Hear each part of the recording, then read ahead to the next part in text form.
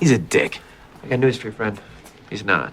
What do you mean? You don't know him? This is what I do know, okay? I went into that bathroom right there a couple days ago, took a very adult shit, left some very heavy skid marks. I leave, he goes in. When he leaves, I go back in to wash my hands. Wait. You didn't wash your hands the first time? Of course not. Dries out my skin, but my thumb stunk a lot. I think I clipped asshole. Regardless, I get back in there, all of the streaks totally off. That guy pissed him off the porcelain. It says a lot about him, man. You know what he is? He is a poop chipper. Chad, you nailed it, dude. Dude is a poop chipper. A what? What? He just said what? What? Tell him what it is. I'll take it from here. There are two types of guys in this world, right? Those who use their own urine and chip away someone else's poop for the greater good, and those who do not. I don't even chip my own poop at home. It's weird to say that, okay? And that, my friend, right there, we are looking at as a poop chipper who's in a band. You should meet her.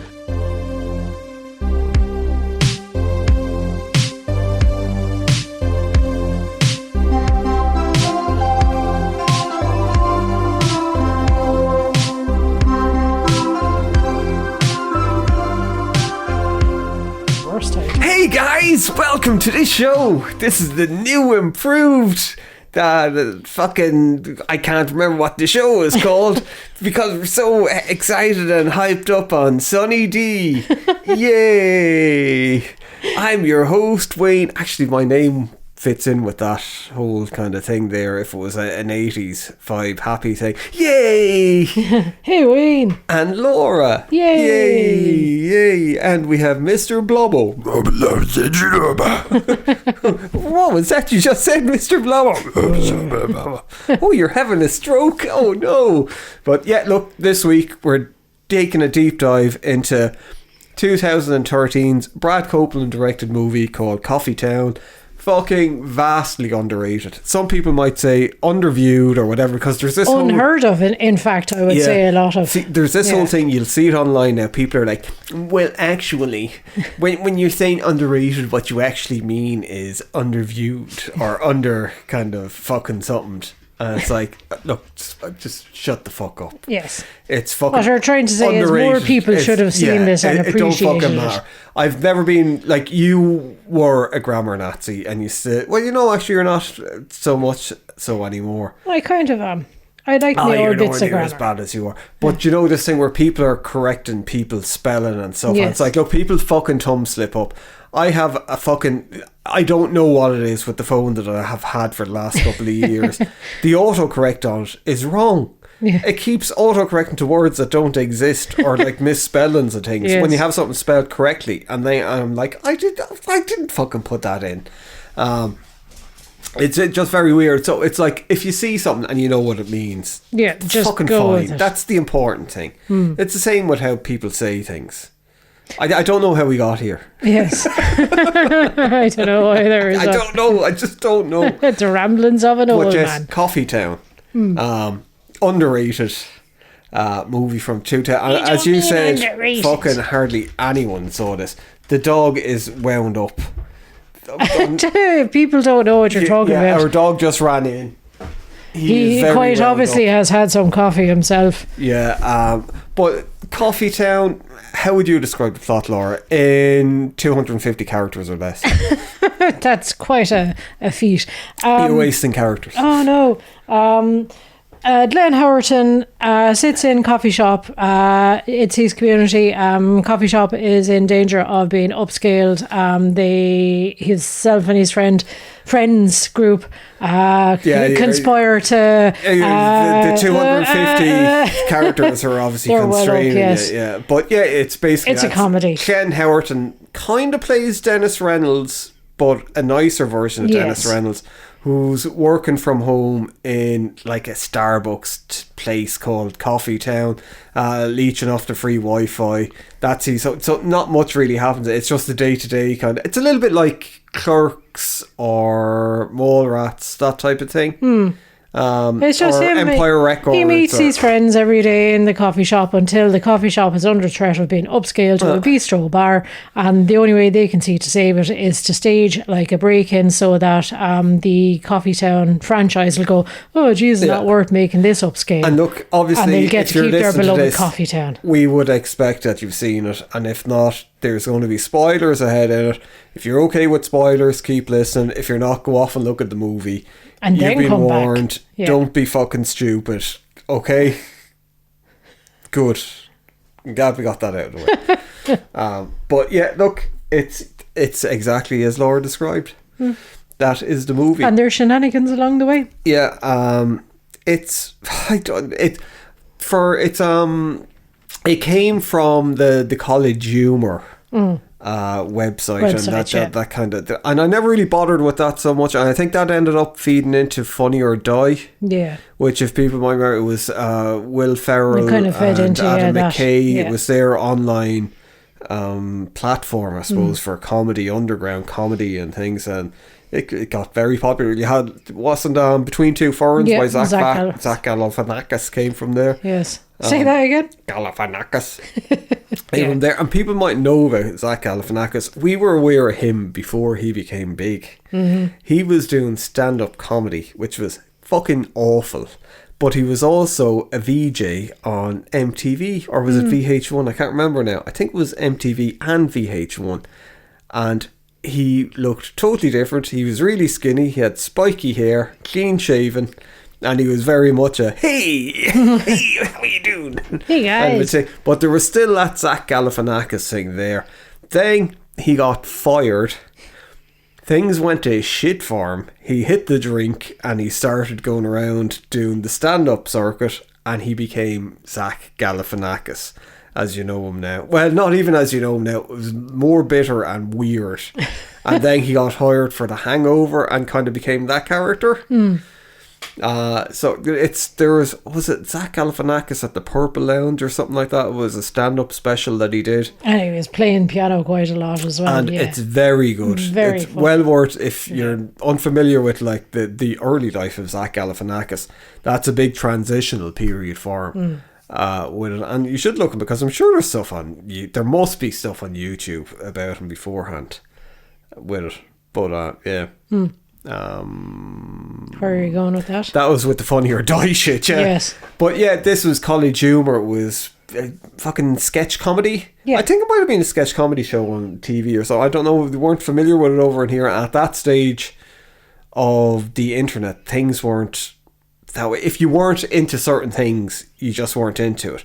Like, I remember my nephew was big into, what was the thing with like loads of flash games on it? Oh fuck, I can't. Newgrounds. Alright. And it had like short fucking sketches on it as well, and short cartoons. Never bothered. I never even fucking knew it existed until he talked about it. And this is like near the end of Newgrounds, that period of time, yeah. And it was like near the end of like Flash's, like as Adobe Flash's life cycle as well. So it's just, the internet was so much smaller, but it was so much bigger. Yeah, it was more of the Wild West, and it was more kind of a playground, really, I suppose, that if you're kind of, you found your sort of your home territory, and you kind of stayed in it. Yeah.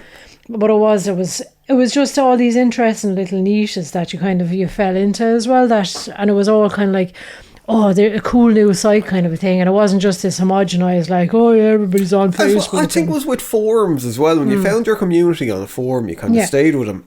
And it nearly became a habit where you were kind of like, you actually got to know people as well. You know, it was a lot like you made good friends with people. I did. You had as well. Like that was half the reason we moved to England, was because in the first place was you took the recommendation of people you knew. Yeah, I was playing games with every night. Yeah. Yeah, you went off and you met people as well. Exactly. From Which at the time I was like, oh my God, you're meeting people off the internet. But it was like, yeah, it wasn't like a fucking kind of like a dark web thing where it was like, oh, this is high risk meeting. Yeah, kind of like a bunch it was a group of women meeting up on a women's forum. Meeting up for a chat. Like, But yeah. So it's like, I mean, there was things like the College Humor totally passed us by. I think I was aware of it, but it was just there. Well, that was it. Like, I mean, there was all these, and there was a lot of weird things. Like, there was like, I suppose people of a certain vintage will remember the likes of Rotten.com and all that kind of stuff. You know, there's all those. I was an edgelord like when I was like younger, getting on. And Rotten.com was actually, I didn't really bother too much with Rotten.com. My favorite website was Bert is Evil.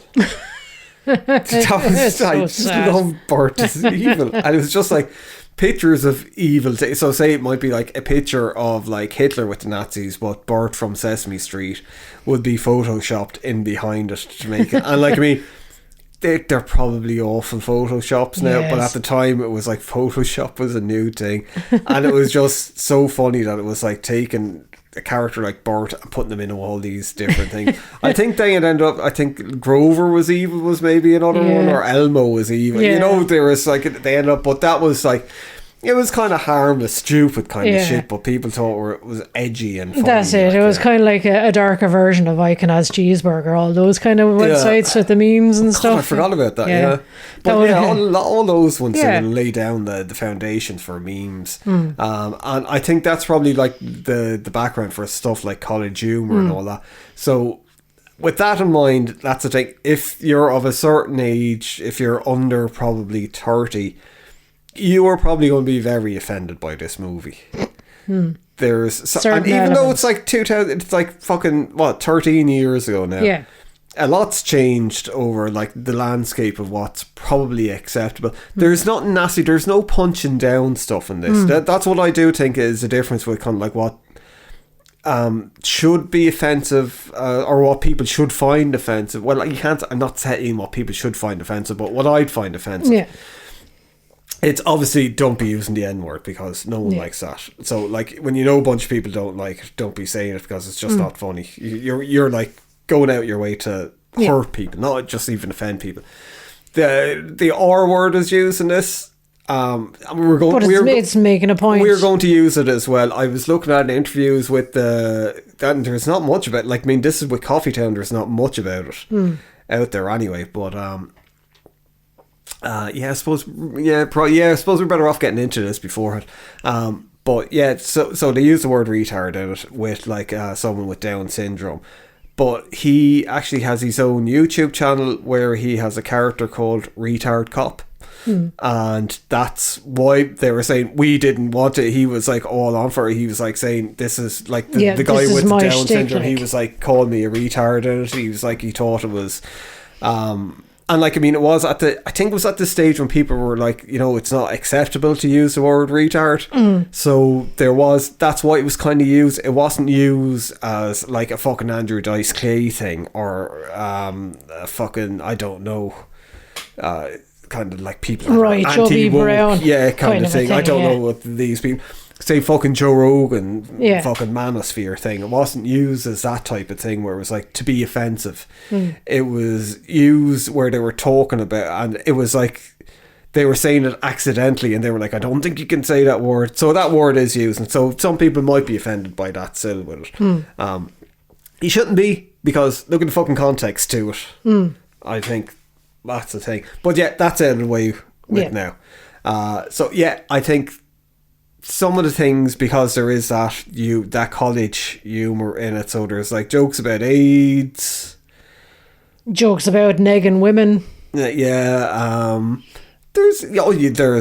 it's not homophobic. There's jokes about being gay, that one of the characters might be gay but doesn't really. It's the same thing that they were doing with Mac in It's Always Sunny for fucking like, I don't know, 9 seasons. So yeah, there's all that stuff in it. It is probably juvenile humour. It's college humour. Yeah, there's toilet humour. Yeah, there's like, it's very funny. Yeah. It's fucking hilarious. If you like It's Always Sunny in Philadelphia, all that kind of stuff. Yeah, this is like a milder version of it. Yeah, it's fucking brilliant, and it's so on no one's fucking radar. It's nearly impossible to buy on DVD. We came across it by accident years ago on Sky Movies, fucking late at night, and we only looked at it because Glenn Howerton from It's Always Sunny is in it, and he's the main character, and we were like, oh my god, I never knew he was in a movie. And we looked at it, and we were like, oh my God. Pretty good, yes, Yeah. exactly. And it still is hard to track down. Like, I mean, if you're off sail in the seven seas, it's even hard to find it, like streaming and stuff like that. It's fucking we can't even find pirating it. It's That's what I hard mean. to fucking pirate. What do you mean even pirating it? That's what I just said. Sailing the seven seas, you So dope. I thought you were on about like getting stuff delivered overseas because we have to get that because we're an island. Yes. Okay. All right. But like, you can't even like Amazon Prime, any of the streaming services. It doesn't seem to be on that anywhere. Like, I can't find it anywhere. Can you? I found one, but it's like someplace in I think maybe the Netherlands has it. Right. Some store, and it's like 20 something euros and then maybe 10 euros to get it delivered. And I'm like, no.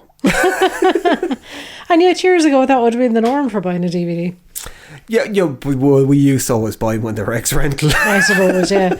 Yeah, Unless they were like special edition ones, Yeah. or so. But yeah, I'm kind of like, maybe it's because it is a rarity. Yeah, you've been going on about it for years. And You like, I should mean, just buy when it. the two people listen to this podcast, that's not fucking gone. But it's just, I don't know. I know we can be hyperbolic at times, but seriously, this is one of the best movies you will ever see, and it might even cure certain diseases that people don't even know exist. And it just, no one fucking knows about it. And who was the big star that's in it as well? Josh Groban. Josh Groban is it? I don't know if Josh Groban big anymore. But Josh Groban is in it. There's a real fucking backhanded insult No, I to the didn't poor mean, guy. but I don't hear anything about him. Like, it's like Michael Bublé and all that. And like, I mean, Josh Groban. We all became aware of Josh Groban because fucking It's Always Sunny in Philadelphia. But like, Glenn Howerton is the main star in it. I'm sorry, I'm going to give us a second because I can't. He was like John Ralphio in Parks and Rec. Ben Schwartz plays Gino, which is their friend who's a cop. The most useless, horrendous, vilest cop. Yeah. I don't mean vile as in like he's he's evil or anything like that, but he's just useless. He's like uses fear to he's like, women only understand fear to kind of so he's kind of like Dennis Reynolds. Yes. Yeah. As well. Using the Dennis and he's more system, likeable where you kind of go, he's not a psychopath, he's just a bit of a creep. Yeah. And there's like bits where he's like in the coffee shop and he's got his radio on and it starts coming, oh my god, officer down, and he's like, I'm sorry, is the volume bothering you? And he just turns it off. Should not respond to that. And he's like, no, it's fine. it's too far away. But he is just like useless piece of shit. Yeah. He should not be a cop. Yeah, he should not have any responsibility anywhere. And then their other best friend is Steve Little, who I recognised from Eastbound and Down, and he plays kind of the I suppose He's more a innocent friend. Yeah, he's a 9-to-5 guy who has the office job. Who is basically He sells light bulbs by phone or something like that. Yeah, and he basically gets out on smoke breaks the whole time to come over and hang with the guys at the coffee shop. So there's this whole running gag that he keeps on having to pretend to smoke to his boss so he can keep getting the smoke breaks to go out. He's the one that says the retard thing because they're having this talk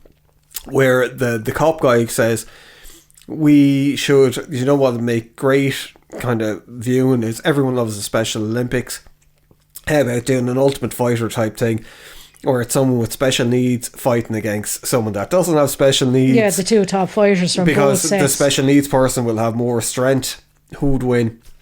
And Glenn Howerton and him are like, the special needs person would probably win, but he's like, no, of course a normal person would win, because now this is where the distinction between where I'm saying people shouldn't be offended by this, because Glenn Howerton and your man Gino are like the voice of the audience and the voice of the voice where of they don't even say insanity. a normal person, they're like a non-special person and someone with special needs, whereas he's like, no, a normal person and a retard. And it's like there's a guy with Down syndrome overhears it and he's like, fucking say it, and he's like, you're the retard. So it's kind of like the way that they use retard is more aimed at your man Steve than the person with Down syndrome. Yeah. I don't know. I love this film so much. I'm keen to defend it because I know there might be some people.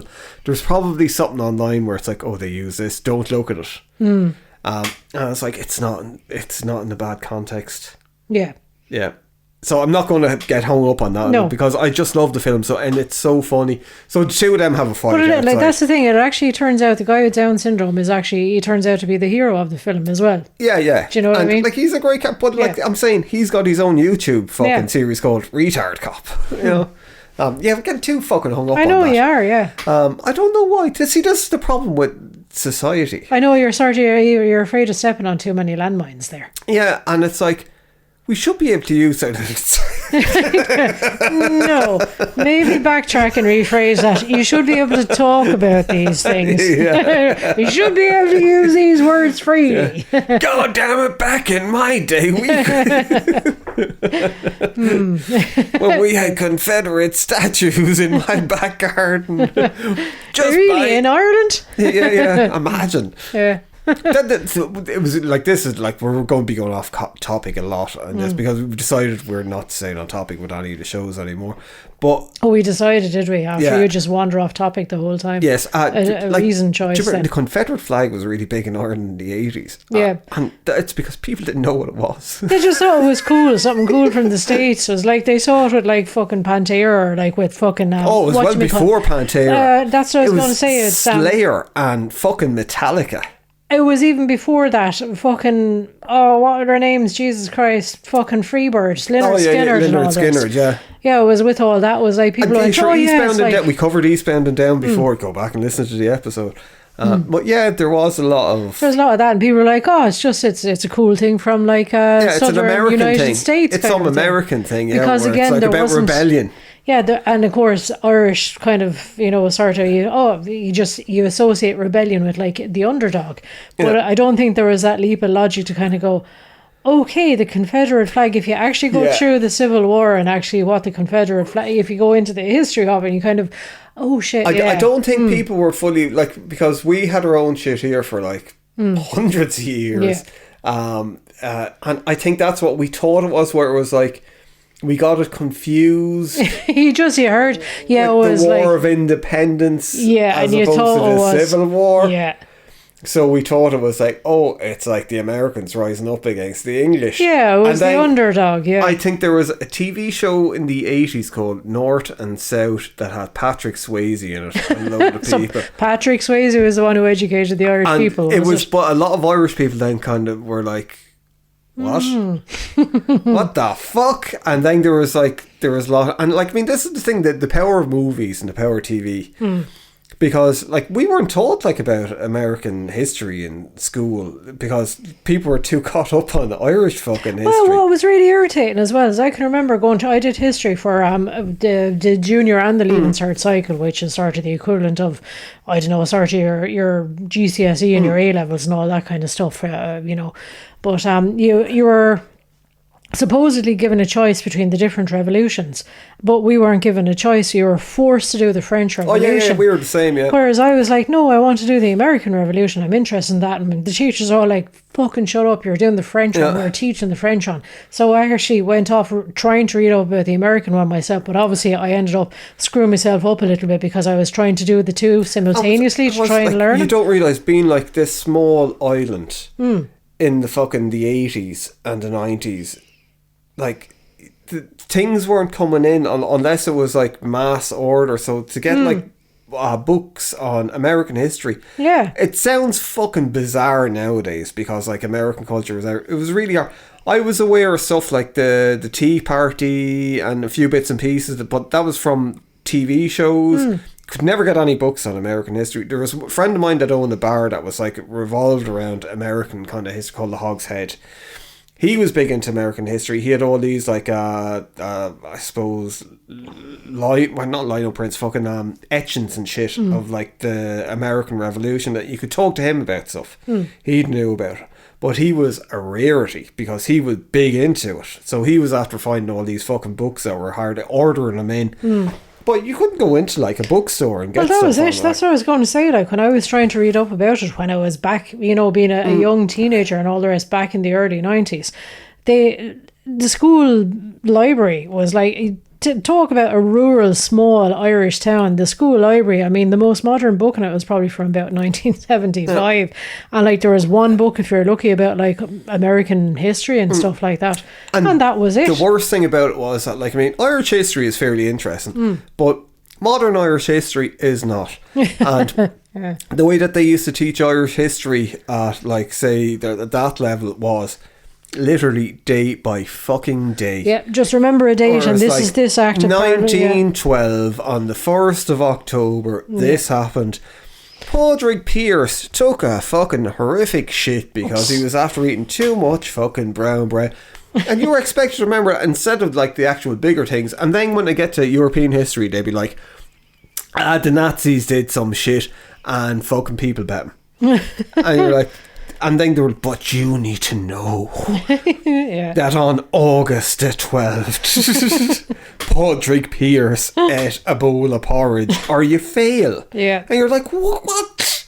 Yeah. Or you need to know all the signatories of, like, you know, this actor and the other actor, whatever. Yeah. I know. There was always these acts. Yeah. They seem to be obsessed with politics. It was like that when the Simpsons were taking the piss out of the Star Wars episode. Yeah. Where it's like, oh, wow, the Irish Revolution. Oh, it's going to be so exciting. Oh, the IRA and all that. And it's like, oh, they met on this day and they decided on the Land Reform Act. And fucking 37 people voted this way and something. And then the day after, they took another vote on this, and they said, look, lads, we need to go back and you're just like, oh my god.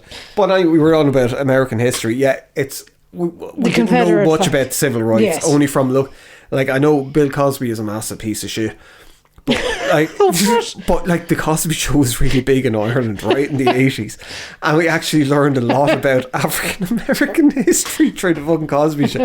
I thought this is sounding fucking bizarre, like. Okay. It was, and Sesame Street. Like, I know it sounds mental, but like, I mean, that's what I'm so fucking jealous of younger people today, because I know there's so much knowledge at the fingertips. Like, yeah, and like, they're just not making use of it. I'm after buying books about Black history and stuff, African American history in particular, obviously, because I'm just like, oh my god, when you actually do start finding out about when you're outside of the country, you're like, oh my god, this is fucking like, oh Jesus Christ. Yes, like, this is a horrendous fucking piece of history, like, my god, yeah, it's just mind-blowing. But like the people that came from it, like Martin Luther King and, like, you know, some of those, and like, I mean, I love hip-hop culture and all that, and I know people say, oh, it's appropriation, so I'm interested in it. Jesus Christ, like, what am I meant to do? Just because it's not like Irish culture, I should be like, oh, I don't know. Yes, no, give me the diddly eye stuff. Yeah, but Coffee Town. Back on track, yeah. Yeah, it's great. Yes, it's great. It's like, I suppose I started going through some of my little... Your notes. Things. So yeah, we went through the plot. Like, the lasting relevance of it is that there is no lasting relevance, because we keep saying it. No one seems to fucking know about this. I honestly don't understand how it's kind of gone. Although then again, I suppose we love It's Always Sunny in Philadelphia. Always Sunny in Philadelphia is a big thing, but when you look at, say, Charlie Day's films and other films like Glenn Howerton has been in, they haven't performed like as big as we think they should, because in our heads, It's Always Sunny in Philadelphia is the biggest sitcom ever. But that's probably not the reality of things. It's big for the type of show that it is, because there is the other film that Glenn Howerton was in, and he probably should have got nominated for an Oscar for it. It was that Blackberry fucking thing. That was brilliant. And that was directed and written. I think it was directed. It was definitely produced by and written by the guys that did Nirvana the band, the show and the movie.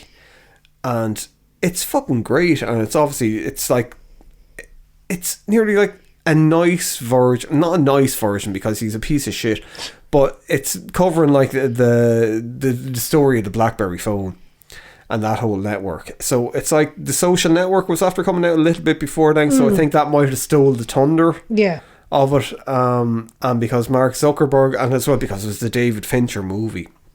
They're two very different movies, but they probably would have got thrown into the same thing, whereas I don't know, I think I'd look at BlackBerry again. Oh God, yeah, a million times over. Whereas like The Social Network, I haven't been too, because I know the story of it, and I think Mark Zuckerberg is a piece of fucking shit. And The even only as much as I reason- love fucking Fincher, Yeah. I don't want to fucking rewatch shit about The only it. thing I'd watch The Social Network for again is the soundtrack by Reznor. Yeah, That's yeah. it. But even when you do, like, I mean, like, two of us are big fans of Trent Reznor. Even when you look into the making of the soundtrack, it was the first movie soundtrack they did, and he was kind of pressurized into doing it by David Fincher, and a lot of it's fucking around. And when you do see a lot of it, you kind of go, oh, oh, like it's genius, but at the same point, you do kind of go, oh, he was flicking springs and Well, what is music only? Flicking strings and but twiddling there is pedals. part where you kind of go, yeah. But yeah, Blackberry is great, and it is like, say, some of the films that Charlie Day has done, even Pacific Rim. Yeah, it's fucking great. Yeah. Who else? Like Dee has done a lot. She's actually probably been the most successful in all of She them. was she was a very big part in National Lampoon's Holiday, Yeah. which was very fucking She was in a hilarious. Kevin Smith. She's been in a couple of films, but she's in TV shows. Doesn't she have her own, like, say, it's like Psych, and there was that The Mick thing. We never looked at it. It was another sitcom. She's been in a bunch of fucking things. And we used to say that at fucking, when we were looking at that at first, we did podcasts fucking a decade ago where we were saying she should be a big star. And it wasn't like they were holding her back, because they weren't. They were giving her a platform to fucking showcase her talents and stuff. But yeah, she just, I don't know, but they're all great. Like, Yes. yeah. I don't know. What you I don't know where you're going with all this. I don't know where we're going either. It's very Back to hard the because film. we can either decide to just go through the plot and all the funny points, which at that point you should just fuck off and look at watch the the movie. film. Or you can listen to us talk bullshit. About it all. Yeah. Well, look, there's so many little stylistic flourishes in this as well that I don't think it gets credit for. There's a lot of I think a lot of people go fucking crazy over oh Jesus, what's that Edgar Wright film? Fucking with Michael Cera and Oh, Scott Pilgrim. yeah, all of that. This one has We turned that off after 5 minutes. I know, I couldn't Even tolerate it. years ago when it came out, we were like, that no. hurts my eyes. Yeah, I can't do this. But I mean, this has a much softer kind of variety of that, where there's a little bit of animation just thrown in on it the whole time. Yeah. You know, he sort of like, he sees sort of this gym girl that he fucking falls in love with from afar, and it's like he just sees angel wings appearing out That's from what we behind forgot to her and mention. stuff, you know. Adrian Pilecki. Pilecki. We know her from Supernatural. Yeah. Because, like, we haven't really talked about it much on this show, but like, Laura in particular used to be a massive Supernatural fan, but yet Laura did not look at the finale of I couldn't bring Supernatural myself yet. to. I know, I must Years watch later. it. Yeah. I'm going to have to go and back now, and do it. Laura was like I am fanatical. I'm still fanatical. I'll still fucking About defend it till the death. And I have like the box set of fucking seasons 1 Blu-rays to, I got. yeah. I think it just doesn't have the last 2 seasons in it, because I think everyone, because Supernatural kept doing it, was like, we're finished. Yeah, we're And done. then it was This like, oh is no, it. we're coming back. Yeah. And I was like, what? And apparently they're coming back again. Yeah. which I think good, Yeah. because like, it's in a weird way. Sometimes it's like Keenan Thompson in SNL. Sometimes people are just made to fucking just for keep doing the places, same thing, and I that's think it. the two of them, it's like, look, You're Sam and Dean, just Yeah. stick with it, lads. That's I it. That's think what you're Jensen born to do. Ackles, so I would love to see him play Batman. Yeah. I think he would be perfect in a Dark Knight Returns Absolutely. thing, especially now because he's older. I think he's a fucking great actor. Like, he's just very underutilized, because he played Dean so well Yeah. in it, and I he think everyone leaned just so sees him much as Dean. into Dean, Yeah. where he was just like, oh, because like when the way that Dean was from the start to the way that he ended up, and there was like a lot of nuance to Dean throughout the whole thing as well, where you kind of go like, there's a lot of range to him, but there's a lot of range in a monotone voice. You know? Yeah. He also plays Red Hood in a lot of DC animated stuff. But He's that's very it. They good got at. so caught up in that. Like, I mean, they did so many conventions as well. Their whole life just basically turned to a fucking rolling roadshow as It did, well. yeah. You know? Well, look, Supernatural was the show that shouldn't have done well. And then when, I think it was like what happened with Star Trek, the original Star Trek, when that, they didn't realise how big that was until they started doing conventions. And then all of a sudden, because it got cancelled, and then all of a sudden they were like, oh fuck, there's loads of people who really like this. And a lot of them made livings for a long time off the backs of conventions. And it was the same with Supernatural. Like, your man that played Chuck in it, Yeah. sure, he was doing. They had bands and shit together, didn't they? Yeah, And that's it, yeah. and, They all started touring, basically. fucking what's his name? Castiel. What's Amisha Collins. yeah, like he became massive. Yeah. Star, but like, I mean, he hasn't really been. I don't know. He might be in stuff now, but like, I mean, nothing that we know. But we were down in. There's a place in Cornwall. We were down on a trip called Tinted. The locals go, oh, it's not pronounced It's that. Tintage. Yeah, it's Tintagel, where they say that King Arthur was. Look, we're fucking. There's castles. Literally, my ancestors built castles fucking all around where we live. Like, you can't fucking throw stone without hitting a fucking castle, right? Yeah. We went over there. They were like, oh, pay £17 each and walk up these mountains and you will see like King Arthur's castle. We got up there, a pile bunch of of fucking fucking stones, stones, and they were like, that's Merlin's. What was it? Merlin's fucking waterfall. It was all this shit is like just scattered around in Ireland. They don't have the cheek to say that there was never a castle. I can tell you by looking at it, it was a fucking cowshed. Like, there was no fucking way that was a castle. But when we were down there, on someone's window, they had a big picture of Castiel, a sticker stuck out, and we were like, what? This was what, 2016 maybe? Yeah. But that's one of my favourite cosplays I ever did see at one of the Comic Cons we went to. Was a chap just dressed up as Castiel. I forgot about that, Yeah, yeah. and no one else knew who he was. Yeah, They were like, this oh, was in, it's your like, look. It's in Exeter. yeah, exactly. It was like a really small convention. It's a lot bigger now, I think, but it was Everyone like thought tiny. it was like Constantine, yeah. and I was like, He was probably really pissed off with that. and they were like, why is he wearing black wings? But yeah, anyway, that's I suppose neither here nor there as regards that. But yeah, what's her name? Adrian Padley. She's like the love interest. Jesus in it. Christ, I can't pronounce her surname. She but comes yeah, into she's the coffee very shop. good. Yeah. She's like a trauma nurse in it, and it's fucking Glenn Howerton's character is trying to get for her, and like the barista, Who was Josh Groban? Josh Groban is also trying to get with her. Josh Groban is also in a band, and he's like this bitter coffee. Yeah, we haven't talked about the film at all. He's this bitter coffee shop worker who's like constantly clashing with Glenn Howerton, where he's trying to get him, where he sees Glenn Howerton as being a parasite, who's coming in like buying a cup of coffee for the whole day and using their power and using their Wi-Fi.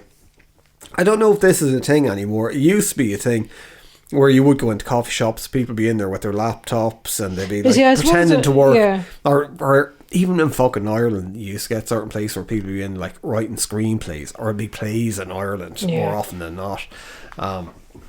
With it, but you get that kind of crowd in it. And I think that it's kind of good for business because it makes places look busier and give it a vibe more so than being empty. it should have. Basically, yeah. Because we used to go, it was really, we lived over in England, and there was like, it was like an industrial estate. There was a Starbucks out in it, in the middle, and of it was nowhere. probably the busiest start. And as well, it was during fucking COVID, yeah. when it was locked down, and you could go out in your car. Yeah, you go Don't through get the out of your fucking drive-through. car, yeah. It was like the queues used to be out on the road. You caused traffic jams. But we used to go, and like, I mean, there was no vibe in there. Wasn't like Coffee Town or anything like that, because it was just industrial estate. yeah. But it was like, it was just so busy. It was so busy. But yeah, with like Josh Groban's character, you could kind of try and debate, it's like, is he actually the good guy in it? And is it like a Karate Kid thing where fucking The like good guy is Daniel the bad LaRusso guy, and the is bad guy is piece the good of guy. shit? Yeah, exactly. Yeah. Here's this guy just trying to do his job, and he's trying to he's a starving artist trying to push himself through, trying to keep his rent going while he creates his band on the side, and basically every turn fucking Dennis Reynolds is there just trying to ruin his life for him, fucking ruins his gig, the first big chance he has, by going down making a show of him and all the rest, steals the girl, makes fun And of he's him. told, I forgot about that, and he's even told you can never play here again. Yeah, that's it. He ruins the gig that he has. He keeps on shitting all over his CD, not literally shitting all over his CDs, but you know, he uses them as like fucking coffee mats and everything. Like he's very, very horrible. And then when to the him. place does eventually become a bistro, he's out of work. Yeah. And he's like, it is just kind of like, but he's just so unlikable. Josh Groban's character is a piece of shit. Like he's very, very good at doing that unlikable sort of like, he's real sort of like smarmy. And it's his acting range. When you see him in The Office, he is so likable in The Office as Andy's brother, where he's the likable one. Yeah. And like, I always hated Andy Bernard. Yeah. And that. But that is the conflict, the big conflict between the two people at conflict between. And so Rebecca is the name of Adrian Pilecki's character in it. And then you have all these kind of nearly non-sequential kind of things happening that are really funny. I feel so bad because like we wanted to come on and sell this fucking thing and we got carried away with talking about other things, Confederate flags and whatnot. But it is so funny, all the different bits. There's a bit in it where they decide that they're going to rob the place because if they can put in a police report about the robbery thing, it won't get converted into a bistro and it'll remain as Coffee Town, and Glenn Howerton's life will go unchanged and he can stay in the whole thing.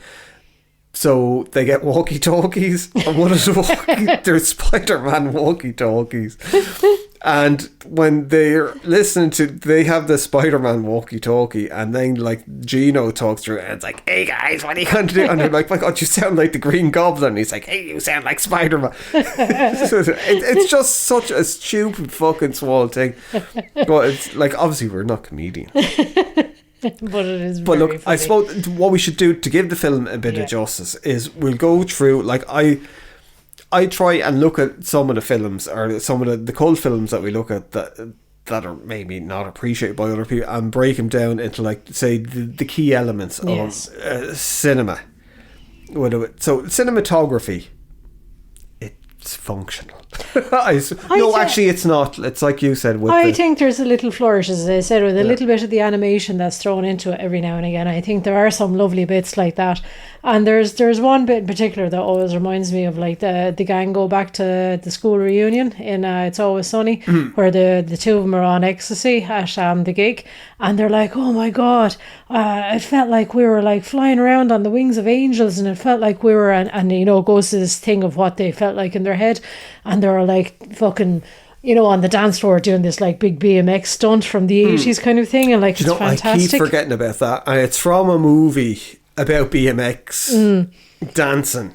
There you go. But like, it's that whole It's Always Sunny thing where like in their head they're dancing fantastically and they're so sexy and fucking brilliant, and then it goes to the reality of where they're like, and they're just sweaty and they're fucking shuffling around on the dance floor looking like idiots. But with a movie like this, it's more about the script and the acting. Yeah. More so than anything, and the comic timing, because a lot of the jokes that are in this, you need to have fucking good actors to pull it off.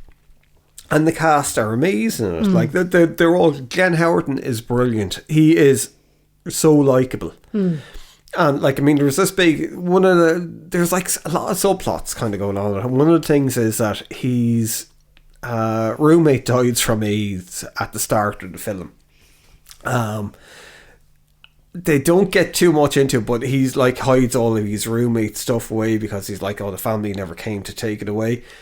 He gets in another roommate who doesn't seem to be like a massive piece of shit, but he just never asleep, so he's always awake. He just seems a bit weird, and he's into like Lord of the Rings, so he's got like swords hanging up all over the place. Now, two of us when we were looking at her, because we were like that one, but we had a lot of, and we had another friend, and I remember he bought a house, and it was like this lovely big house, and him and his girlfriend, and we went up to visit him. And they had swords hanging up all over the place as well. And it was just like, oh yeah, sure, we do the same thing. But it was just, you know, when you look back, you kind of go, what the fuck was it? Because everyone was just mad into Lord of the Rings. Yeah. At the time. But like, I mean, it's I suppose with the cinematography, the editing of it, because like to get like a lot of the jokes to work, you need tight editing. So like, I mean, the editing is fucking really, because it is. It's the comic timing. Well, I mean, even say the one of like sort of balaclavas. And Glenn Howerton turns around with the sock on his head. You know what I mean? There's when they're robbing the place, and your man Chad shows up, and he's only got one balaclava on. He's like, "Oh, here's your one," but it's a fucking sock with 2 holes cut out in it. And he's like, "I'll put it on." And then when he has it on, and when they're on the roof, his foot gets stuck in the thing, and it comes out, and there's no sock on his foot, and he's like, "You are fucking. This is the fucking sock." You know, you instantly know. Yeah, you just know, where the next fucking comedic beat is coming from, kind of thing. And it's just all the stupid things, like he has a sock on his head, and it's like, why didn't you cut me a mouth hole? I can't fucking talk. And he's like, well, you're not going to be eating, are you? Anyway, go on to the next category. The mise en scene. Yes. One of the things that I learned, because like, I mean, we're not going to be doing facts on this anymore. It's like but I was looking at, there was the only thing that I could come across was these guys that interviewed I was going to say Glenn Howerton, I can't remember, Brad Copeland, the director of it, about it. And one of the things about it was that they had to build the set of Coffee Town from scratch, but it was so realistic that people kept trying to come in to get coffee. Yeah. For it. Now, part of me kind of goes, fucking duh. It's not as if they were fucking building the forest of fucking Endor in the middle of New York. It's like, it's easy to build the set of a fucking coffee shop, you know. But it is realistic. You look at the chairs, everything. They have the layout. They have the sofas around the side. They have, you know, the shitty toilets. They have everything. Everything is laid out. There's coffee the whole... Like, I mean, they're obviously making coffee the whole time. And fucking boba tea. And, like, muffins. The muffins look really nice. Yeah. I haven't had a muffin in years. Yeah. And I keep looking at the sound design. I don't know, the score. I can't really... I suppose it's functional. Like, I mean, like we were saying, that's not the thing. It's the performance. Yeah. Is the big thing. It's the writing and the performance, yeah. The performance is a big thing. And like we were saying, Glenn Howerton is amazing in it, but the Steen Sealer is Ben Schwartz. Yeah. Every time he's on it, he is such a massive piece of shit. Yeah, but he is so likeable. Yeah. Because there's that kind of near innocence to him. It's like a teenage boy that's after suddenly grown up, but he's still a teenage boy in his head doing all the things that a teenage boy thinks is cool. But like, there was that, I totally forgot about it. And this is the thing about it as well. You know the way, like, when you look at the Naked Gun or any of those things for the first time, you don't see everything. And about 5 times into it, you start seeing everything. It's the same with this. When we were looking at it, I don't know how many times we've seen this, I never noticed the bit where he pulls out a knife and there's dry blood on it, and he's like, "Oh, I got this in the evidence locker, isn't it cool?" And he scrapes the blood off it on the table, and they're like, "Shouldn't that be evidence?" And he's like, "Nah, it's fine." And it's got an ivory handle as well. Yeah. Did you notice that? Yeah, that was the thing. He was like, "Oh, there's like a cool ivory handle." But then there's the whole bit with there's this whole smoking subplot with Chad, where he's like, he has to take a 10-minute break, he has to pretend that he's smoking. So it starts off with him getting a homeless man to blow smoke on him. Then he decides that he's going to start smoking, and he gets like, is it Newports and menthol? And he's like, I don't know, this is like just from the movie. They're associated with African Americans. They're like the brand that African Americans smoke in the menthol. And he's outside, and there's like a black guy sitting outside, and he's like, "Oh, you're smoking Newports," and he's kind of laughing at him. And then he's like, "Oh yeah, it's turning me black on the inside." You know, he doesn't get that.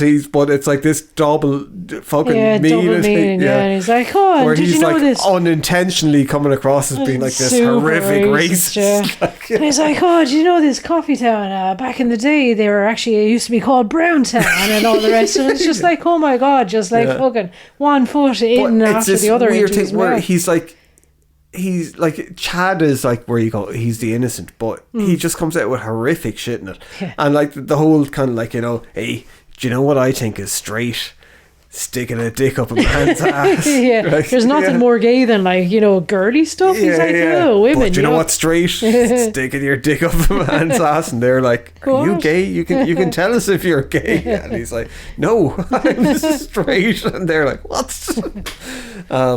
But yeah, and like, I mean, there's loads of iconic moments in it. It's the whole, like, I don't think there was any dull points throughout the whole thing. There's even a bit where he, with the Down syndrome guy, where Glenn Howerton asks, can he take his bike to chase after your woman Becca in like what's, and he catches up with her and he's like, oh, and she's like, okay, let's go get a coffee.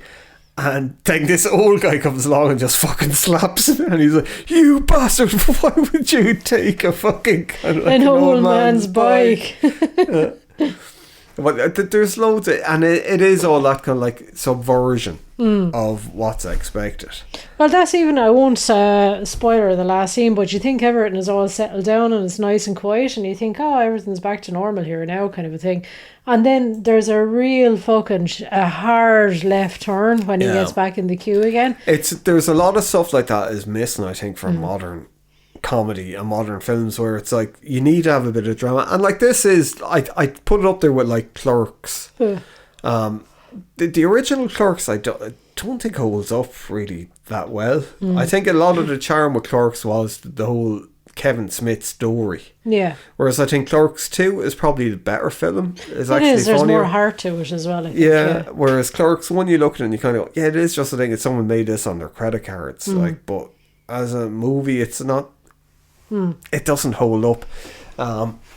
Even though I love it still, I always look at it in a weird way. I prefer Mallrats, which was the film that people were like, ugh, it's awful. And I think this is, it should have been like, I think if it was a totally and utterly independent movie, maybe it would have got more traction. Yeah. But for some reason, just didn't. It fucking didn't. And it does baffle me. And it's so sad that you don't see people talking about it, pushing it, even like say, like there's some of the scenes are just as iconic as, like, say there's something about Mary, like, I mean, you know, this is a better movie than there's something but like about I mean Mary. You know, say the Frank and Beans, the Dick scene, and there's something about Mary. You have something that's almost as on par at that, like he goes into the toilet and he's like, right, I'm going to fucking going to put myself up before I go out and see her, and he's like, he goes to do a few fucking squats or whatever, you know, on the toilet to try and get himself all vascular. Dips, sorry, I couldn't remember the word, but like, you know where it's going the minute he starts doing it. It's like, yeah, of course he's going to bust the toilet off the wall, of course he's going to get flooded and all. And when he opens the door, she's just there. Yeah, exactly, you know where it's going, and it's hilarious, and you know every beat of it and all the rest, but it's just, you know, for some reason there's something about Mary, it's like it's in the zeitgeist. This totally and utterly just fucking ghosted over, like nobody's ever seen this, you know. But anyway, there you go. I just thought I'd mention that because I just thought there were two iconic scenes. Yeah, but there is a lot of it, but it's, if there were bigger stars, if fucking Ben Stiller was in this, it would easily be fucking up there with, like, there's something about, or Jim Carrey, or Fred Astaire. Or Chuck Norris. Yes, I know, but then you're getting into, if your aunt had balls, she'd be your uncle. Yeah. And like, I mean, the thing is, we fucking say it the whole time. It's nearly a cliche now. If you got this far and you haven't seen it, Jesus Christ, go and try and find it. If you can get the fucking DVD of it, oh my God. Send us a copy, please. Yeah, fucking take it. I think the only way it's going to be to pirate it and burn it onto DVD. And I don't actually have the means to do that. But yeah, look, Coffee Town, if you haven't guessed, we like it. Yeah, it's an amazing movie. We've been meaning to do a podcast about this for a very, very, very long time. I think when we do it, we spend 2/3 of the podcast talking about random shit. Yeah. But it's so good. And like, I mean, this is the thing. Often not lost for words, but when it comes to describing how good this is, I can't really. Superlative. But you know, it's one of these things where you're just like, it's lost for words on kind of why. But why? Yeah, I think. Do you know, there was that thing that you sent me earlier on this morning? I don't know if you meant to send it to me, where it was like, I can't even remember what it was, but so I think it was about eating stuff at night, and someone replied to going, "You'll find I'm a bit of a goblin myself." It's just like this. No, I didn't mean to send that to you. Yeah, but yeah, look, thank you for listening. Yes. I hope you enjoyed our ramblings. it's probably going to be mostly like this from now on. We're trying to get a new format with it. Well, not even a new format. We're evolving constantly as the podcast goes on. So we're hoping that start of the week, we're just going to talk about shit, whatever if we want to talk about, and we'll have a deep dive on Thursdays. We might talk about the actual film during the deep dive. Yeah, just deep But dive it will be a deep dive. into something. Yeah. So look, if you got this far and if you're subscribed, thank you very much. If not, subscribe, give a like, the usual stuff. I can go and watch Coffee Town. Yeah, look at Coffee Town. Fucking buy a copy of it and send it to us. Yeah, please. So until then, goodbye.